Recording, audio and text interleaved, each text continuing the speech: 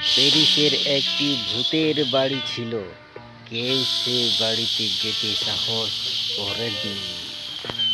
একদিন সেই চার বন্ধু সেই বাড়িতে যাওয়ার সিদ্ধান্ত নিয়েছে। তারা ভিতরে গিয়ে প্রচুর ছবি তুললেন।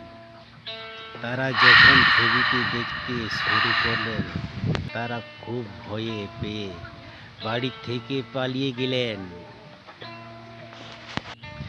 আপনি কি এই চারটি ছবি দেখতে পারেন এবং বলতে পারেন যে কোনটি তাদের ভয় লেগেছে?